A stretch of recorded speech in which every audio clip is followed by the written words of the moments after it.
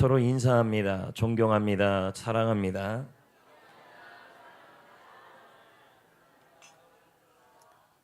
네덜란드라는 나라가 있습니다. 이 나라는 비옥한 농지보다는 바닷물이 많은 나라입니다. 그래서 바다를 개간해 농지를 만들었다고 합니다. 그런데 번번이 바닷물의 소금기 때문에 농사가 실패로 돌아갔습니다. 그런데 지금은 이 나라가 세계 최고의 낙농국가, 꽃을 심고 그리고 아름다운 풍차의 나라로 바뀌었습니다. 그 이유는 이 나라가 소금기를 빨아들이는 꽃을 찾아냈기 때문입니다. 그 꽃이 튤립 꽃이었습니다. 네덜란드라는 나라는 한계에 처했을 때 후퇴하지 않고 전진했던 모습을 보여주는 것입니다. 여기서 이 전진이라는 단어는 사전에 움직여라, 앞으로 한 걸음이라도 나아가라, 이 뜻이 전진입니다. 오늘 우리가 읽은 말씀은 여호수아서입니다. 우리는 여호수아서를 계속 강해로 나아가고 있는데 오늘 본문 전의 구절들은 땅을 분배하는 내용이기 때문에 다 건너뛰었습니다. 그리고 이 요셉 지파 부분에 땅 분배하는 순간에 요셉 지파가 나옵니다.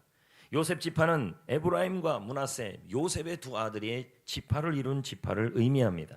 하나님께서는 요셉 지파를 향해서 말씀합니다. 전진해라. 너희가 너희에게 분부한 땅, 내가 너희에게 분배한 땅이 있다. 그 땅을 피하지 말고 전진하라, 나아가라. 그랬더니 요셉 지파가 말하기를 우리는 한 걸음도 움직일 수 없습니다. 우리는 전진할 수 없습니다. 하나님의 분배한 땅으로 나아갈 수가 없습니다. 라고 말했습니다. 왜 요셉 지파는 하나님이 분배한 땅으로 나아갈 수 없었을까요? 왜 요셉 지파는 하나님이 허락한 땅, 하나님이 약속한 땅, 그 지파에게 할당한 땅이라면 하나님이 축복한 땅인데 그 땅으로 나아갈 수 없다고 그랬을까요? 본문 15절 말씀을 다 같이 읽겠습니다. 15절입니다. 다 같이 읽습니다. 여호수아가 그들에게 이르되, 그들은 바로 누구냐면 요셉 지파입니다. 에브라임 산지가 내게 좁을진데 브리스 족속과 르바임 족속의 땅 삼림에 올라가라, 이렇게 말하고 있습니다. 요셉 지파는 그들은 요셉 지파인 것입니다. 요셉 지파는 므낫세 지파와 에브라임 지파를 말합니다. 요셉의 두 아들의 이름을 딴 것이죠. 하나님께서는 이 요셉 지파에게 분배한 땅이, 하나님이 이 요셉 지파에게 분배한 땅이 어디냐? 바로 에브라임 산지라고 설명하고 있습니다. 그런데 그 땅에 누가 사냐 봤더니 브리스 족속이 살고 있대요. 그리고 르바임 족속이 살고 있대요. 그래서 요셉 지파는 말합니다. 여호수아여, 하나님이여, 우리는 당신이 하나님을 통하여, 하나님이 여호수아를 통하여 할당하고 분배한 그 땅에 도저히 갈 수가 없고 전진할 수가 없고 한 발짝도 움직일 수 없습니다. 그 이유가 이곳에 사는 바로 이 르바임 족속과 브리스 족속 때문입니다. 우리는 이 르바임 족속과 브리스 족속이 도대체 누군지를 모릅니다. 그런데 성경에서 보면 이 르바임 족속이 어떤 족속인지를 설명하고 있는 구절이 나옵니다. 신명기 2장 20절 21절에 르바임 족속에 대한 이야기가 나옵니다. 얼마나 대단한 족속인지 다 같이 읽어보겠어요. 시작. 이것도 그 백성은, 그 르바임 백성은 뭐와 같다고 나오고 있습니까? 아낙 족속과 같이 강하고 많고 키가 컸다. 그럼 우리가 알고 있는 아낙 조선은 있습니다. 이스라엘 백성들이 헤브론 땅을 산지를 정탐했을 때 벌벌 떨게 했던 민족이 바로 이 아낙 족속입니다. 이들은 거인 족속이라고 설명하고 있는데, 그런데 이 아낙 족속과 같이 강하다, 많다, 그리고 키도 크다. 쉽게 말하면 지금 이 르바임 족속과 브리스 족속은 어떤 지파인지를 설명하고 있는 것이, 어떤 족속인지를 설명하고 있습니다. 그들은 강한 족속이래요. 아낙 족속같이, 아낙 자손처럼 강하고 키가 크고 거인 족속이라는 겁니다.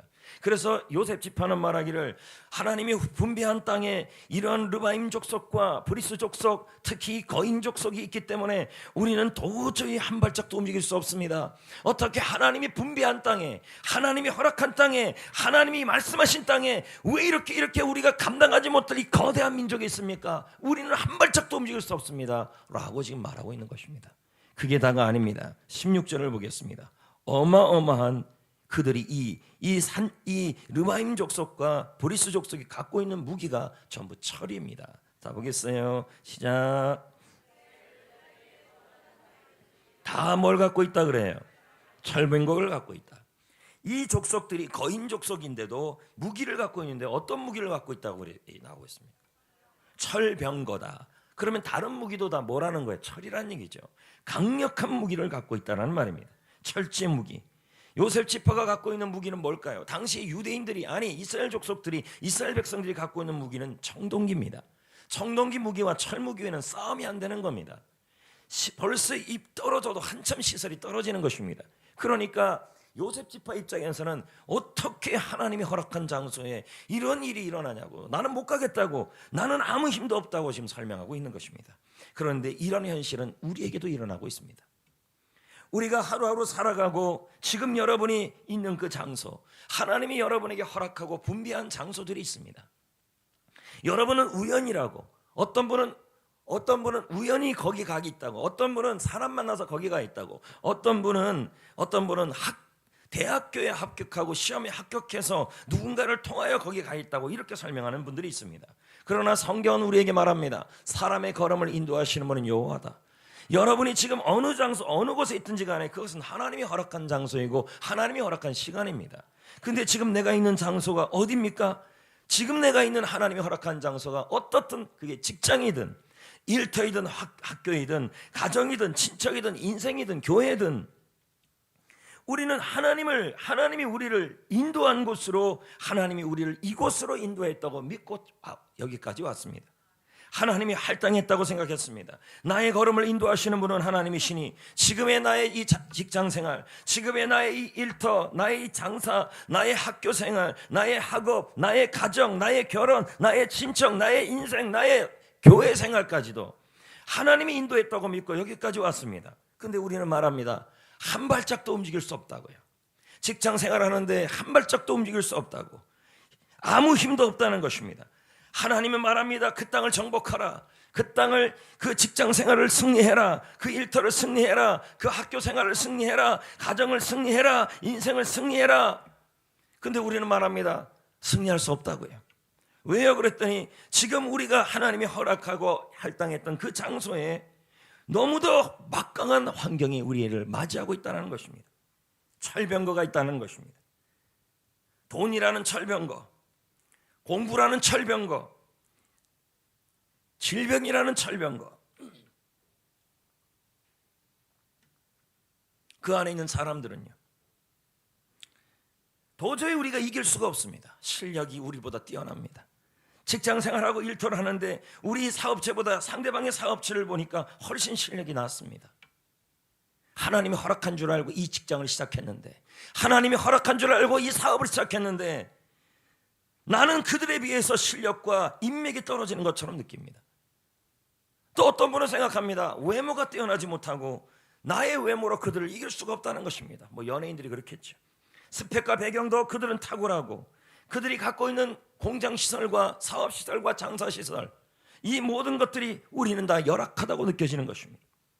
그런데 그 강력한 사람들이 우리를 힘들게 합니다.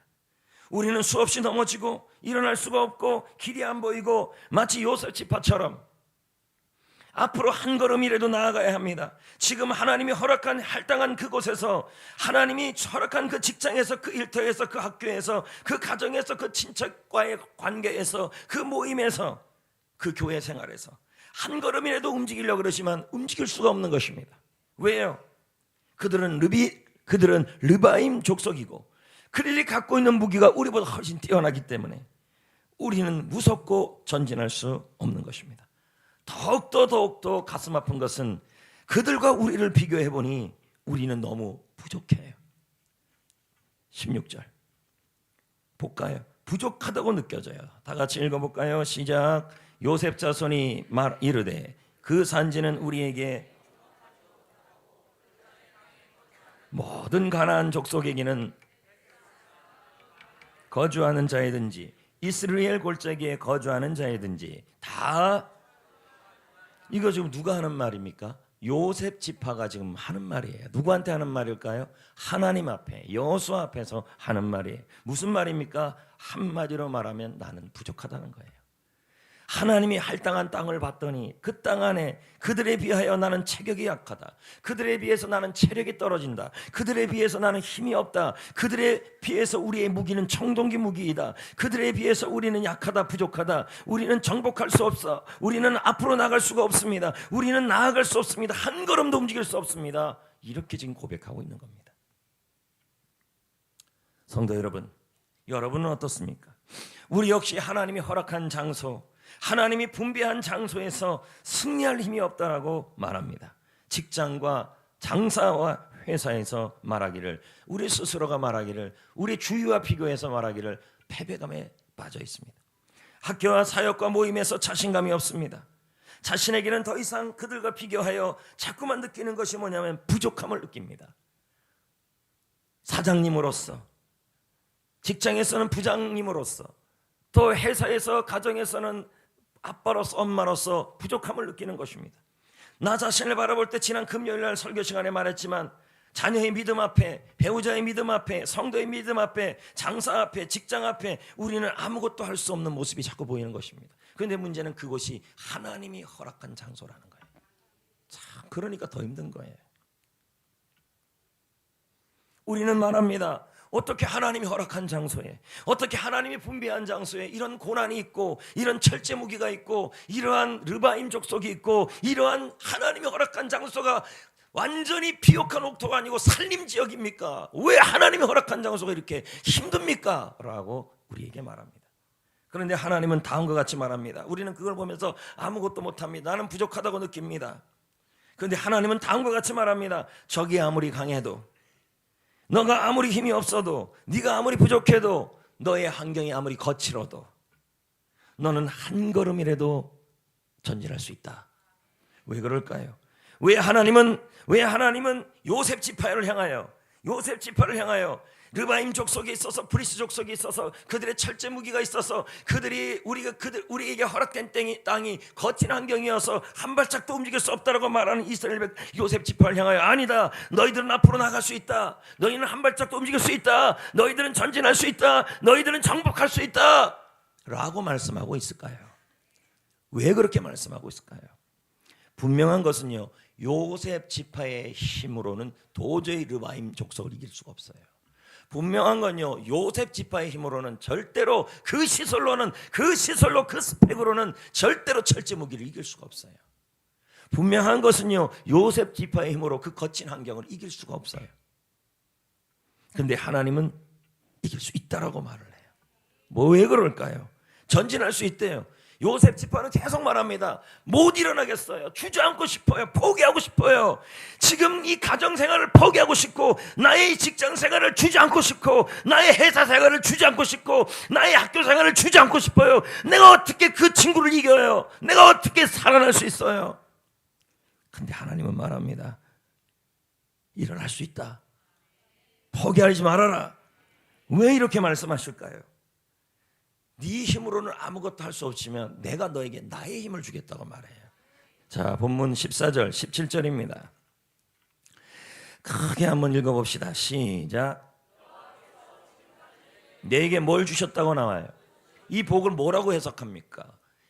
본문에서는요, 그거 그대로 두세요. 움직이지 말아요. 이 본문에서 이 복이라는 단어를 우리가 세상의 복이라고 설명하지만 원문의 뜻은 그것만 있지 않아요. 하나님이 승리를 위한, 하나님이 이길 수 있는 하나님의 힘을 복이라고 설명을 했어요. 지금 내 힘이에요? 하나님의 힘을 주겠다는 말이에요. 하나님이 승리할 능력을 너에게 주겠다, 이렇게 나오고요. 그래서 너는 뭐라는 거예요? 큰 민족이다. 계속 보세요. 17절에 너는 큰 민족이다. 요셉 지파가 작은 민족이 아니래요. 하나님의, 요셉은 뭐라 그래요? 요셉 지파는요, 철병거를 못 이겨요, 삼림을 못 이겨요, 르바임을 못 이겨요. 그랬더니 아니다, 너는 큰 민족이다. 아니다, 너는 권능이 있다. 이게 요셉 지파의 권능이 아니라 바로 하나님의 권능이라는 말이에요. 여러분, 요셉 지파는 부족합니다. 한 걸음도 움직일 수 있는 힘이 없습니다. 앞으로 나아갈 힘이 없습니다. 하지만 하나님은 그들에게 복을 주셨습니다. 그게 뭘까요? 승리할 수 있는 하나님의 힘, 하나님의 능력. 그 능력으로 뭐라는 거예요? 내가 그 능력을 부어줄 것이니까 요셉 지파야, 하나님의 능력으로, 하나님의 권능으로 너는 일어나라. 주저앉아 있지 말아라. 아무리 강해도, 아무리 힘들어도, 아무리 거칠어도 일어나라. 그렇게 지금 말씀하고 있는 거예요. 비록 우리가 강하지 못해도, 비록 우리가 건강하지 못해도, 비록 우리가 약해도, 비록 우리가 늦게 출발해도, 비록 우리가 모든 것이 다 떨어져도, 여러분, 그래서 하나님이 허락하시고 하나님이 허락하신 그 장소에서, 그 가정에서, 그 직장에서, 그 일터에서, 그 사업장에서, 여러분 그 학교에서 내가 도저히 그들을 추월할 수 없을 것만 같아도, 여러분 그래서 그것에서 한 발짝도 움직이지 못해서 오히려 열등감에 빠져 주저앉고 싶을 때가 있을 거라는 거예요. 그런데 하나님은 뭐라 그래요? 네가 아무것도 못해도 상관이 없다. 네 힘으로 하는 것이 아니라 나의 능력으로 하는 것이다 하는 것입니다. 하나님의 능력을, 오늘도 여러분 하나님이 분비된 장소에서 살아가는 여러분, 하나님이 여러분에게 하나님의 복을 부어주십니다.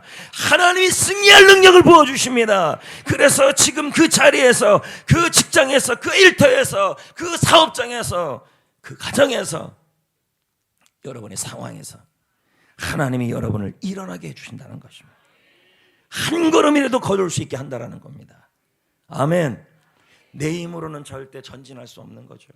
하나님이 뭐라고 약속하시냐면 이 요셉 지파를 향하여 너 걱정하지 마라. 르바임 족속이 있으면 어떻고, 철병거가 있으면 어떻고, 네가 철제 무기가 아니라 너가 갖고 있는 무기가 청동기 무기와도 상관이 없다고 말하고 있어요. 왜? 네가 싸우는 것이 아니라 내가 너보다 앞에서 싸워주기 때문이라고 해요. 볼까요? 여호수아 13장 6절입니다. 읽어봅니다. 시작. 산지에 스톱. 잠깐 봅시다. 그러면 이 말씀은 이스라엘 자손 전체에게 하는 말이에요. 근데 여기 보면 산지가 나오잖아요. 그러면 아까 우리가 볼 때 요셉 지파에게 허락됐던 그 땅은 뭐라 그랬어요? 산림지역이라 그랬어요.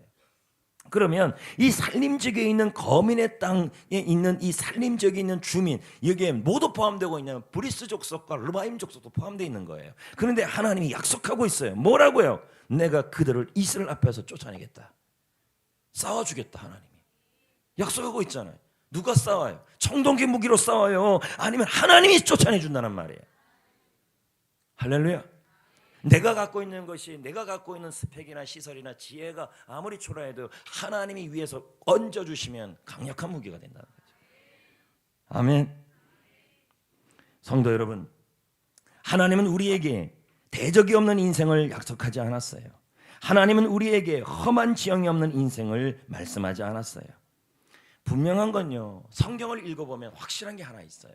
하나님이 분비한 장소, 하나님이 허락한 장소에도 환난은 있다는 거예요. 거친 살림도 있고, 르바임 족속도 있고, 철병거도 있고, 나보다 훨씬 뛰어난 사람도 있다는 거예요. 하나님이 허락한 장소인데도 그런 사람들이 있다는 거예요. 하나님은 그런 사람이 없다라고, 그런 환경이 없다라고, 거친 환경이 없다라고 약속하지 않았어요. 근데 이건 약속하고 있었어요. 너희가 세상에서 환난을 당하나 담대하라. 내가 세상을 이겼다. 이건 약속하고 있어요. 요한복음 16장 33절에 주님이 허락한 곳에 어떤 대적이 있어도, 주님이 허락한 시간에, 주님이 허락한 시간이란 말은 이 요셉 지파의 시간대가 있다는 거죠. 그 시간대에 어떤 거친 환경이 있어도 오늘 뭐라고 약속하고 있냐면, 하나님의 약속은 이거였어요. 대적이 없다, 환경이 거칠지 않다고 약속한 것이 아니라 내가 네 앞에서 싸워주겠다고 약속합니다. 아멘. 그래서 뭐예요? 지금 그 거친 환경이, 그 르바임 족속이 있는 그 땅이, 그리고 철병거가 있는 그 땅이 승리의 땅이 되게 한다는 거예요. 그 거친 땅이에요. 볼까요? 신명기 4장 1절 읽어볼까요? 이스라엘아, 시작. 이스라엘아, 그것을 뭐하게 된다는 거예요? 얻게 하리라. 여기 이스라엘 자손에는 요셉 지파도 포함되어 있는 거죠. 그들에게 분비한 땅이 비록 거친 환경이고 살림이고 개척해야 될 곳이고, 그리고 그곳에 철병기가 있고 르바임 족속이 있고 그리고 브리스 족속이 있다 할지라도 결국 그 힘든, 그 거친 땅이, 그 정복하기 힘든 땅이 정복되는 땅, 승리의 땅, 그 땅이 되게 해주겠다고 약속하고 있는 거죠. 성도 여러분, 이와 같이 지금 하나님이 여러분에게 허락한 장소, 그리고 하나님이 여러분에게 허락한 시간, 그 시간에 거친 환경이고, 그리고 감당하지 못할 환란이 있고, 그리고 그 환경에서 나의 능력을 보니까 한없이 초라해서 도저히 직장생활, 회사생활, 가정생활, 사업의 상황, 그리고 교회의 상황, 그리고 여러분의 인생, 나를 바라보고 자신을 바라볼 때 너무 부족해서 도저히 이 상황을 아무리 하나님이 허락한 곳이라 할지라도 도저히 움직일 수 없어 주저앉고 싶을 때가 일어나요. 계속 환란이 일어나니까 부모에게 일어나고 오빠에게 일어나고 자녀에게 일어나고 계속 일어나니까요. 지난 금요일 날 얘기했잖아요. 하나님께서 우리를 왜 바닥까지 내려가게 하시냐는 거죠. 더 이상 아무것도 할 수 없는 환경까지 떨어지게 할 때가 있다는 것이죠. 왜 그럴까요? 이제 하나님만을 의지하게 하려는 거예요. 여러분, 하나님이 우리에게 허락한 장소를, 하나님이 우리에게 허락한 시간을, 하나님은 그 시간에 르바임 족속도 있고, 그 하나님이 나에게 허락했던 그 시간에 철병거도 있고, 하나님이 허락한 그 시간에 산림 지역 같은 거친 환경이 있다 할지라도 그 시간을 하나님은 승리의 시간으로, 간증의 시간으로 바꿀 거라고 약속하고 있다는 거죠. 여러분은 지금 여러분의 나이대가 있을 거랍니다. 오늘 이 자리에 10대가 계실 것이고 20대를 사는 분이 있을 것이고, 다 하나님이 허락한 시간들이에요. 30대를 살아가는 사람이 있을 것이고 40대를 살아가는 사람, 어떤 분은 지금 40인데 만으로 해서 39라고 좀 우길 분도 계시겠지만, 50대를 살아가는 분도 있고 60대를 하는 시간, 다 하나님이 허락한 시간들이에요. 70대 80대 그 시간을 살아가고 있는데, 그 시간대에 우리에게 어떤 일이 일어나냐면 하나님이 허락한 시간인데, 하나님이 허락한 장소에 있는데 그 시간에 어떤 일이 일어나니 했더니 너무 그 시간이 거칠어요. 살림이고 르바임 족속이 있고 거기다 철병거가 있고, 근데 하나님은 뭐라고 약속하고 있어요? 하나님이 허락한 그 시간을, 나의 20대를, 나의 30대를, 나의 40대를, 나의 50대를, 나의 60대를, 나의 70대를, 나의 80대를, 나의 90대를, 하나님이 그 시간을, 아무리 지금 여러분이 약하고 병들고 연약해져 있어도 하나님은 오늘 여러분에게 약속하십니다. 승리의 시간이 되게 하여 주시고 간증의 시간이 되게 하여 주신다고 약속하시는 줄 믿습니다. 성도 여러분, 하나님은 오늘도 우리에게 약속하십니다. 내가 너희에게 네 힘이 아니라 나의 힘을 줄 것이다. 내가 너희 앞에서 싸워줄 것이다. 내가 너희에게 승리의 시간을 줄 것이다. 승리의 장소와 간증의 시간을 줄 것이다.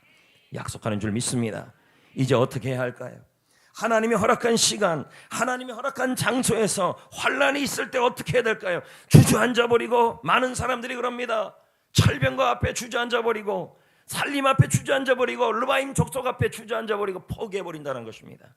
여러분, 그러면 하나님이 역사하지 않습니다. 여러분, 하나님이 허락했던 그 시간과 장소, 그 장소가 승리의 장소, 간증의 장소, 간증의 시간, 승리의 시간이 되지 못합니다. 그럼 어떻게 해야 되냐는 거예요. 15절 18절을 보자는 거죠. 15절 분명히 하나님은 약속했어요. 뭐라고요? 내가 힘을 줄 거다.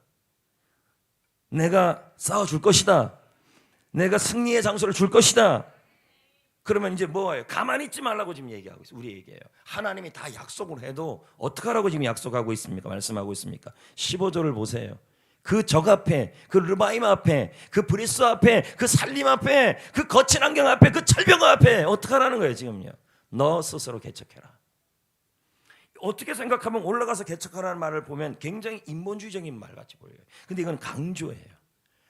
이 환경 앞에 주저앉아 있을 것 같으니까 하나님이 뭐라고 얘기하냐, 여호수아를 통해서 네가 일어나지 않으면, 네가 약속을 믿고 움직이지 않으면, 한 발짝이라도 움직이지 않으면 내가 너에게 힘을 안 주겠다는 말과 똑같은 거예요. 자, 계속 볼까요? 18절. 비록 시작.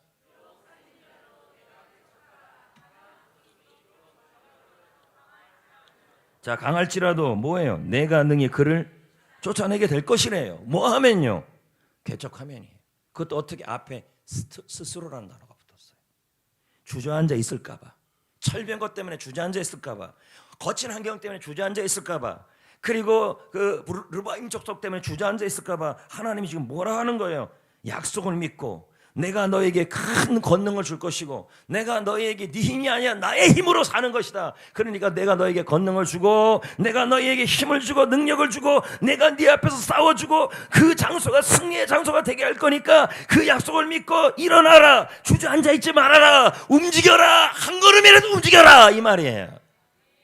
그럴 때 네가 얻게 될 거라고 얘기하고 그럴 때 그 시간이 승리의 시간이 될 거라고 지금 말씀하고 있는 거예요. 룻을 볼까요? 그녀는 참 부족하죠. 그녀는 실패한 인생 아니겠습니까? 하나님 한 분을 믿고 시어머니를 바라보며 따라 왔어요. 그런데 여러분 우리의 발걸음을 인도하시는 분은 하나님이시라고 그랬잖아요. 하나님이 룻이라는 여자를 붙들고 허락한 장소가 어디입니까? 베들레헴의 조그만 땅 아닙니까? 자기 땅도 아니고 남의 땅. 하나님이 허락한 장소, 하나님을 믿고 쫓아온 장소가 뭐였습니까? 위험투성이었습니다. 여자 혼자 감당하기 힘든 삶의 터전이었습니다. 열악했습니다. 그녀는 배경도 없습니다. 그녀는 도와줄 남편도 없었습니다. 스펙도 없었고 능력도 없었습니다. 그런 상황이면 룻은 생각할 수 있습니다. 지금 하나님이 허락한 장소에 하나님 믿고 따라왔으면 하나님께서 고난도 없고 환난도 없고 그래야 되는데 자신이 처해진 현실을 보니까 거친 환경입니다. 철병거가 있습니다. 자신은 스펙도 없고 능력도 없고 백도 없습니다. 거기다가 자기 자신을 바라볼 때 그 주위에 너무 위험한 일들이 너무 많습니다. 룻이 가서 이삭을 죽는 그 땅에는 많은 남자 사람들이 있었던 것입니다. 남자 사람들이라 그랬네요. 죄송합니다. 그럼 남자 사람이라 그래야죠. 그럼 남자 놈이라 그럽니까? 그런 놈팽이들이 있었습니다. 이렇게 해야 정상입니다. 그러니까 얼마나 위험합니까? 브리스 족속이 있는 것 같은 환경이죠. 룻은 주저앉고 싶었을 것입니다. 한 발짝도 움직이고 싶지 않았을 것입니다. 아무것도 할 수 없었을 것입니다. 그러나 룻은 그러지 않았습니다. 하나님이 다 알아서 해주겠지. 내가 이렇게 하나님을 믿고 따라왔고 하나님을 믿고 쫓아왔는데 왜 환란이 이렇게 있냐고 하면서 앉아있지 않았다는 것입니다. 당장 축복이 보이지 않아요. 그렇지만 어떻게 살아가야 좋을지도 몰랐습니다. 하지만 그녀는 우리가 옛날에 알았던 찬양 중에서 이런 찬양이 있습니다. 아시지요 아시지요 그리고 그 노래 부르고 옛날 아시지요만 불렀습니다. 하나님이 그러기를 원치 않으시는 것입니다. 약속을 믿고 뭐래도 하라는 거예요. 움직이라는 거예요. 룻은 하나님이 약속을 믿고 하나님이 함께 하실 것이다. 하나님이 나에게 내 힘으로는 도저히 밑바닥까지 내려갈게 움직일 수 없다. 이 거친 환경을 하나님이 허락했던 장소에 왜 이렇게 거칠고 거친 일들이 일어나는가. 그렇게 주저앉지 않고 하나님의 약속을 믿고 하나님이 권능을 주신다. 하나님이 앞에서 일을 싸워주실 것이다. 그리고 그 장소를 승리의 장소로 만들어 주실 것이다. 룻의 나이가 당시 그때 얼마인지 모르지만 그녀의 20대 30대의 인생은 말 그대로 거친 시간들이었습니다. 그러나 그녀는 거기서 멈추지 않았습니다. 아무리 거친 시간이어도 하나님의 약속을 믿고 그 거친 시간을 한 발짝 한 발짝 움직이면서 그 초라하고 하찮은 밭으로 움직여 나갑니다. 묵묵히 이삭을 줍고 남의 밭으로 나가며 얼마나 무서웠겠습니까? 발걸음이었습니다.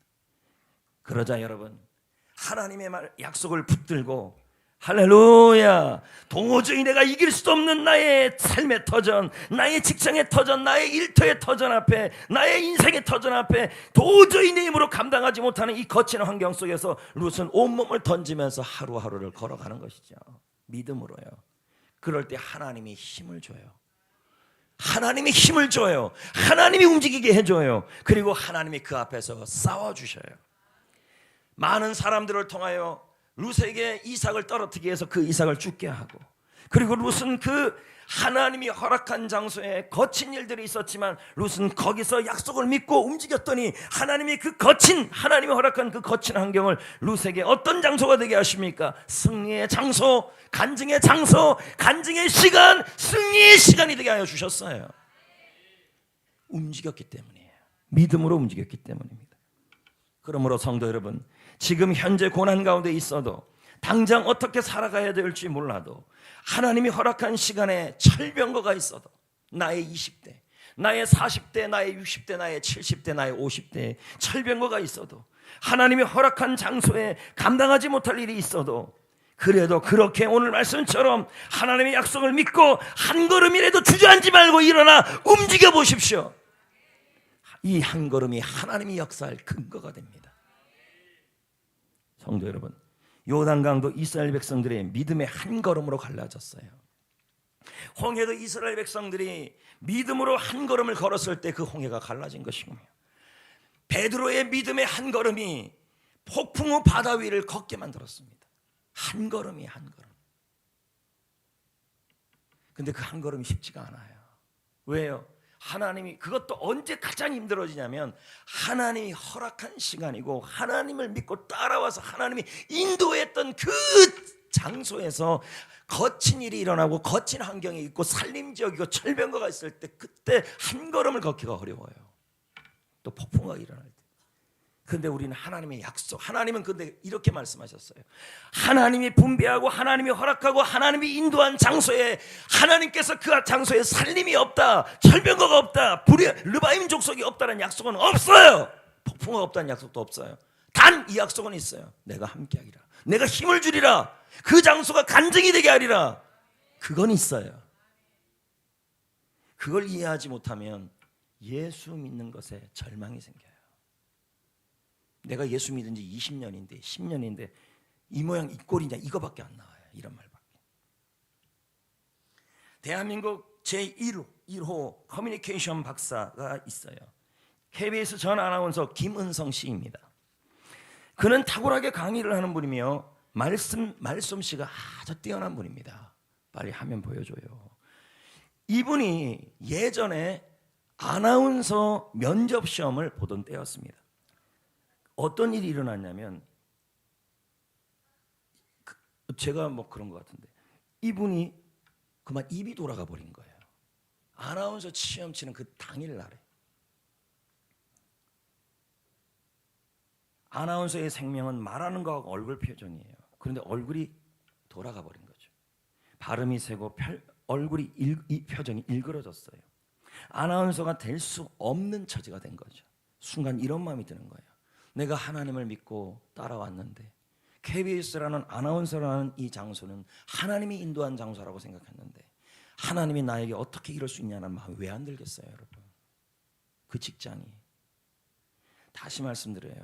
하나님이 우리에게 분배한 장소가, 분배한 시간에 하나님이 환난이 없다는 약속은 안 했어요. 싸워주리라, 힘을 주리라, 함께하리라, 승리의 장소가 되리라, 이 약속은 했어요. 근데 우리는 그걸 잊어버리면서 그냥 주저앉아 버리잖아요. 다시 말씀드립니다. 스스로 개척하라는 말은 주저앉지 말라는 말이에요. 싸워 이겨라는 말이에요. 그럴 때 하나님이 역사한다고 지금 얘기하고 있는 거예요. 믿음을 키워준다는 얘기죠. 그 사람은 생각했습니다. 이대로 있으면 안 되겠다. 고민 끝에 그는 면접에 강행을 합니다. 면접을요. 나는 부족해도, 나는 스펙이 떨어지는 거죠. 얼굴 표정이나 모든 것이 발음이 다 새는데, 그러나 하나님의 약속을 믿고 움직였습니다. 그리고는 그렇게 한 걸음을 내디뎠습니다. 드디어 그의 차례가 됐죠. 면접실로 들어갔어요. 면접관이 3명이 앉아 있었어요. 그의 얼굴을 보면 전부 다 놀란 것입니다. 가운데 있는 면접관이 물었어요. 어떻게 이런 일이 일어났냐 했더니 여차저차해서 이렇게 일어났다 그랬어요. 그러자 면접관이 물었어요. 자네는 그 얼굴을 하고 어떻게 아나운서가 되려고 하느냐. 일시적인 현장이라도 아나운서는 자기 관리가 생명인데 나중에 당신이 정상으로 돌아와도 자기 관리가 소홀해서 뉴스 진행을 하다가 다시 이런 일이 일어나지 않는다는 보장이 어디 있겠느냐. 그래서 불합격을 시켰어요.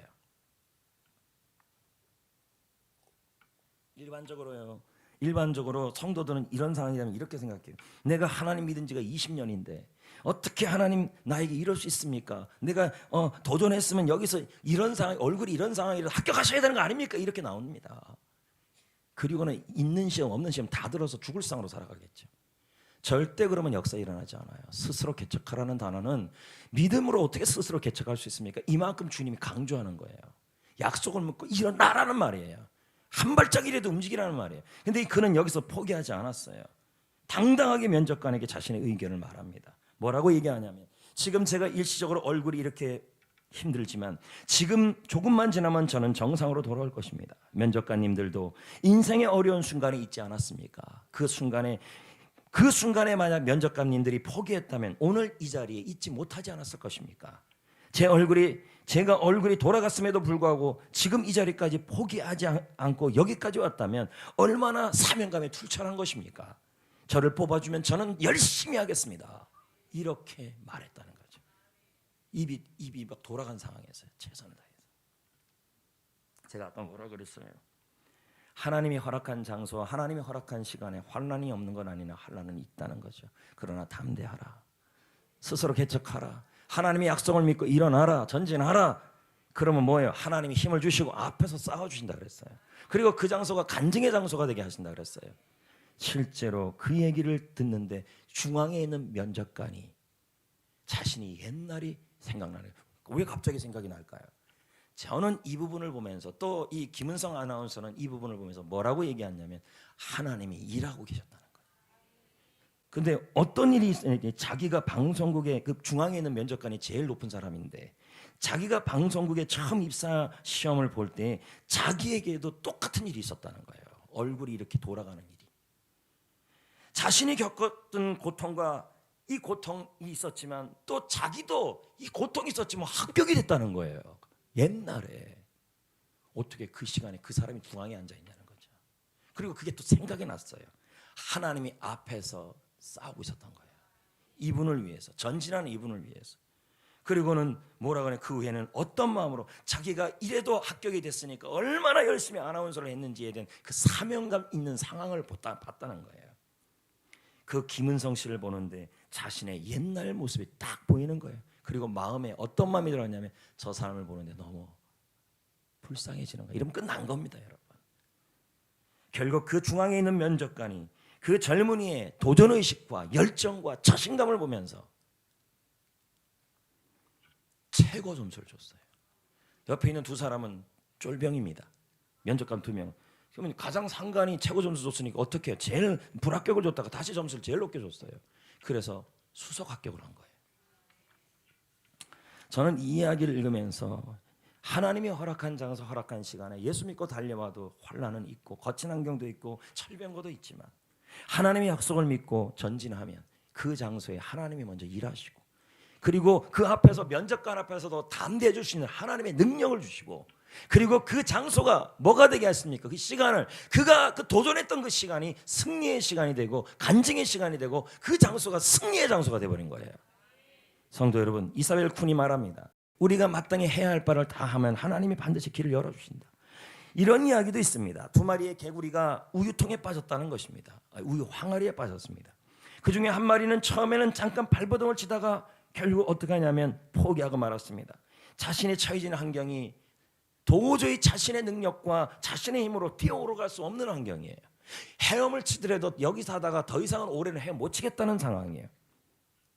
결국은 한 마리는 처음에는 발버둥 치다가 포기하고 깨굴 하다가 그만 아무것도 하나도 안 하다가 그냥 죽고 말았습니다. 그런데 다른 개구리 한 마리는 당장 어떻게 될지 몰랐습니다. 그리고 지금의 자기의 처해지는 환경이 도저히 자신의 능력과 스펙으로는 뛰어넘어갈 수 없는 상황이었습니다. 그런데 개구리는 결정했습니다. 뭐래도 하자. 제발 뭐래도 하세요. 여러분이 처해진 주님이 보내진 그 분배된 장소에서 주님이 허락한 여러분의 시간대가 10대, 20대, 30대, 40대, 50대, 60대, 70대, 100세를 할지라도 왜요? 한 나이대만 빼먹어도 또 마음 상해하시니까. 그 속에서 철병거가 있고 그리고 여러분 거친 환경이라 할지라도 여러분이 할 수 있는 일이 없다 할지라도 뭐래도 하셔야 돼요.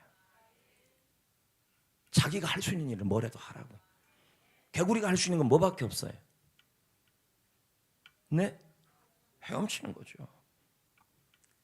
발을 움직였어요. 개구리는 도저히 빠져나올 수 없는 상황에 처했고 살 길이 보이지 않았어요. 그래도 한 걸음이라도 쉬지 않고 발을 움직였어요. 그러자 그 우유가 버터가 됐다는 얘기죠. 왜요? 그리고 개구리는 그 빡딱한 버터를 박차고 뛰어 올라왔다는 거죠. 저는 조셉 마샤를 참 좋아합니다. 조셉 마샤 작가가 그의 책에서 이런 말을 해요. 인생이란 한 번에 한 걸음씩 걸어가는 여행이다.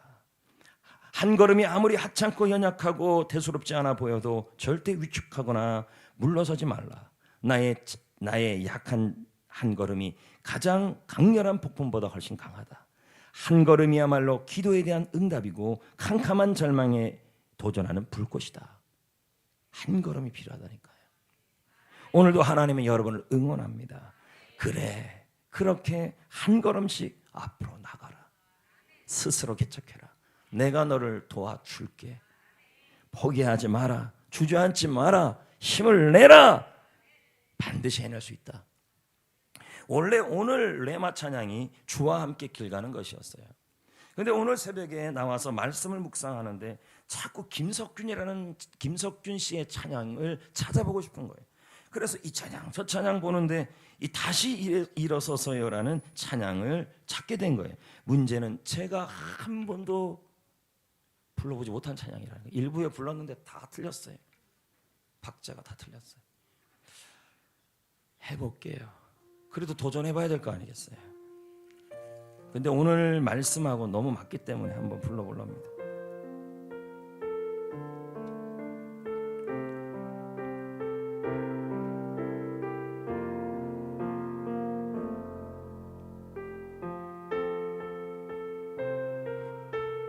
있을 때마다 바다 위에 떠 있는 배도 올려봐요. 거친 파도를 뚫고 바다를 항해하는 조그만 조배를 생각해봐요. 그리고 주저앉지 마세요. 다시 일어서세요. 저 하늘 높이 나르는 꿈을 꿔봐요. 아직 열정이 있잖아요. 다시 힘을 내세요. 반드시 할 수 있어요. 거친 파도를 해나간 배처럼 고난을. 자, 2절은 서로 도와주면서 힘들고 어려운 일 있을 때마다 풍랑 잠잠케 하신 주님 떠올려봐요. 주가 말씀하시면 자연도 순종하는 주님의 위대하심 생각해봐요. 그리고 포기하지 마세요. 다시 일어서세요. 내가 사는 동안 언제나 동행하시는 주님 손을 붙잡으세요. 다시 힘을 내세요. 반드시 할 수 있어요. 거친 풍랑을 꾸짖어 잠잠케 하신 주님을 바라보세요. 자, 후렴만 한 번 더요. 그리고 포기하지 마세요. 그리고 포기하지 마세요. 다시 일어서세요. 내가 사는 동안 언제나 동행하시는 주님 손을 붙잡으세요. 다시 힘을 내세요. 반드시 할 수 있어요. 거친 풍랑을 꾸짖어 잠잠 하신 주님을 바라보세요. 그리고 주저하지 마세요. 주저하지 마세요. 헌금 드립니다. 예물 드립니다. 그리고 주저하지 마세요. 예물 드립니다. 또 월드비전 예물도 드리고요. 다시 일어서세요. 저 하늘 높이 나르는 꿈을 꿔봐요. 아직 열정이 있잖아요. 다시 힘을 내세요. 반드시 할 수 있어요. 거친 파도를 헤쳐나간 배처럼 고난을 이길 거예요. 한 번 더요. 그리고 주저앉지 마세요. 그리고 주저앉지 마세요. 다시 일어서세요. 다시 일어서세요. 저 하늘 높이 나르는 꿈을 봐요. 하늘 높이 나르는 꿈을 꿔봐요. 아직 열정이 있잖아요. 다시 힘을 내요. 다시 힘을 내세요. 반드시 할 수 있어요. 반드시 할 수 있어요. 거친 파도를 헤쳐나간 배처럼 고난을 이길 거예요. 그리고 포기하지 마세요. 그리고 포기하지 마세요. 다시요. 다시 일어서세요. 내가 사는 동안 언제나 동행하시는 주님 손을 붙잡으세요. 다시 힘을 내요. 다시 힘을 내세요. 반드시 할 수 있어요. 반드시 할 수 있어요. 거친 풍랑을 꾸짖어 잠잠케 하신 주님을 바라. 다시 힘을 내세요. 다시 힘을 내세요.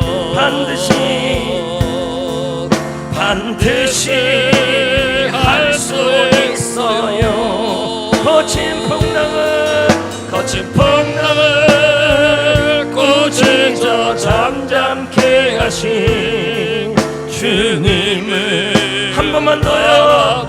다시 힘을 내세요. 주님 힘으로 다시 힘을 내세요. 아무리 거친 환경이어도요.